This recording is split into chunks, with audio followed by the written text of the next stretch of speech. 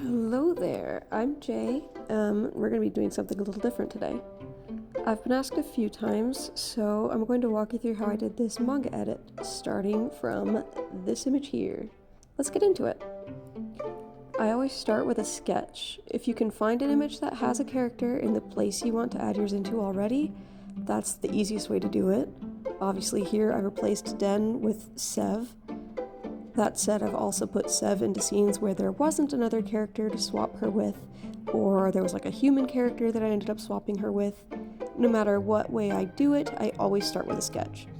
If I'm putting her in from scratch, I'll usually do a rough sketch with a bigger brush, and then go in and do a cleaner one with a smaller brush once I'm happy with it. In this one, I was able to go right to the clean sketch because Den was already the right shape. All I really had to do was change her face and tail. Once I'm happy with the sketch, I find a good brush for line art. A lot of anime has very thin line art, and FMA is no exception. I don't remember exactly which brush I ended up using, but I tested several until I found one I liked.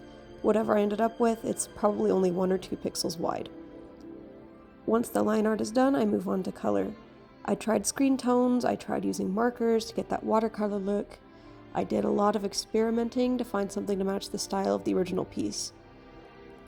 I went in and completely covered Den with the background color, so she couldn't be seen at all, because what I ended up doing was slightly transparent. I think what I ended up doing was I took a bit of the coloring from Alphonse's armor, probably from his leg there, and then I copied it over and I made a pattern out of it, and I tiled that over Sev. And I had to be careful so that the seams in the tiled pattern weren't too obvious, but it was the best way I could find to really sell that she was the right texture to fit in with this piece. Then I went and I blocked in her markings. You want to pay attention to how they used color in the original whatever piece you're doing an edit in.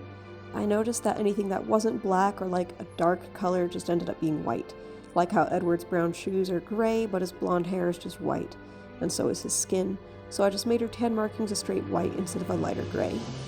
After that, I did another overlay of that screen tone for her mane to darken it, and I used a watercolor brush in that same color to do her dark spotting, like on her shoulders and flanks.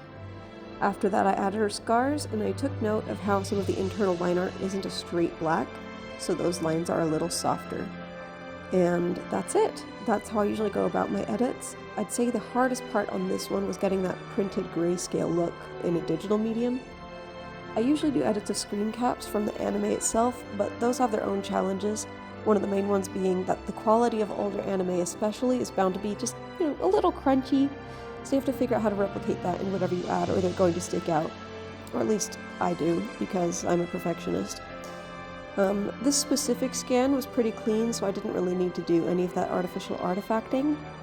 And yeah, feel free to let me know if you want any other sort of, I don't know if I would call this a tutorial per se, but a narrated walkthrough, I guess. But let me know if you'd like more stuff like this. I've been super busy lately, but I would love to be putting up more speed paints soon, and also animations. I'm about to graduate, and I will hopefully have some more time to work on the stuff that I want to, so yay! Anyways, thank you so much for watching, and I hope life is treating you kindly. Bye!